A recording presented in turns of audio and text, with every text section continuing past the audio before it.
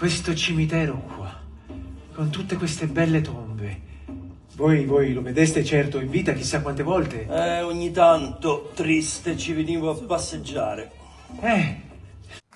Francesco, ripartiamo in questo primo evento della settimana pirandelliana con una rilettura di due opere di Pirandello. Come si propongono al pubblico questa sera?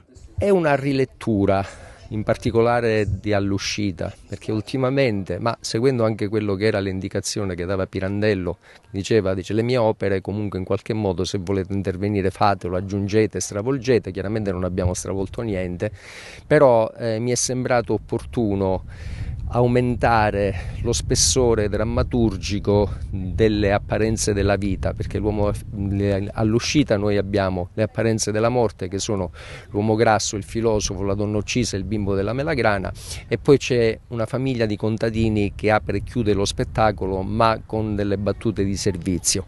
Io invece, rifacendomi un po' anche a due film cult come sono stati The Others e Il Sesto Senso, ho immaginato che queste figure fossero delle figure ai confini fra la vita e la morte, quindi non perfettamente identificate, che al loro passaggio hanno quantomeno la percezione di trovarsi in un luogo dove ci sono altre apparenze, solo che appunto, così come accade anche in The Others, non c'è la consapevolezza dei vivi di essere morti e dei morti di essere vivi, e per cui anche il nostro spettatore, sia all'inizio che alla fine, rimarrà con questo dubbio.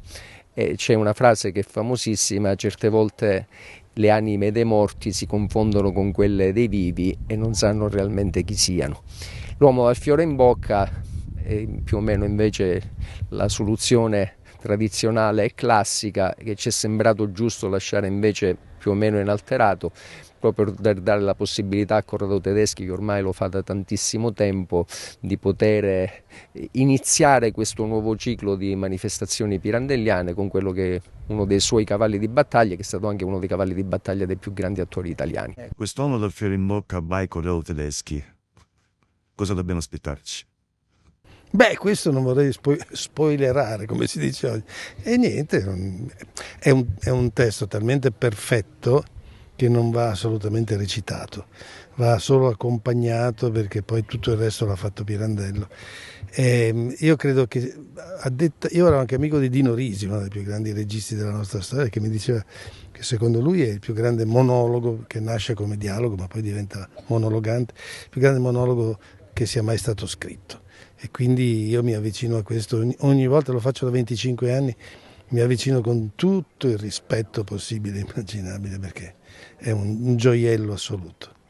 Paolo, parliamo invece della rinascita di questa settimana pirandelliana, dell'attività del nuovo piccolo teatro, che di nuovo ha sicuramente, come dire, la nuova benzina, la nuova propulsione, però per il resto la scia è sempre quella. Seconda generazione, ecco perché è nuovo. In realtà intendiamo ripercorrere senza stravolgimenti quella che è stata attività trentennale, quarantennale del piccolo. E il primo passo, che era doveroso che noi tentassimo di fare, era riproporre dopo 10-12 anni di oblio la 36esima edizione della settimana pirandelliana. Pensa, se non ci fosse stato quel periodo di stasi, noi oggi forse festeggeremo il cinquantenario della festa. Averla riportata da Agrigento è un grandissimo merito anche del consorzio, del libero consorzio comunale che lo ha patrocinato, così come ha sempre stato a fianco della settimana pirandelliana negli anni dei fasti che tutti ricordiamo. Speriamo di poterla a poco far crescere e riportare a quella che era una volta, una passerella delle compagnie italiane più importanti, che facevano a gara per venire a fare la prima nazionale dei loro spettacoli pronti per la veicolazione invernale proprio al Caos. La sede naturale della settimana pirandelliana è sempre stato il Piazzale del Caos davanti alla casa di Pirandello. Qui siamo al Teatro dell'Efebo, che è un'invenzione che però sembra quasi voler riunire due grandi momenti della nostra civiltà, la cultura greca e Pirandello.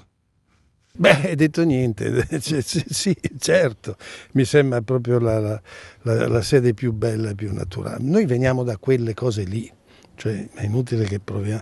Adesso amiamo molto tutto ciò che viene dall'estero, ma tutta la civiltà arriva da qui, da lì, e quindi insomma va preservata assolutamente. Buonanotte, caro signore.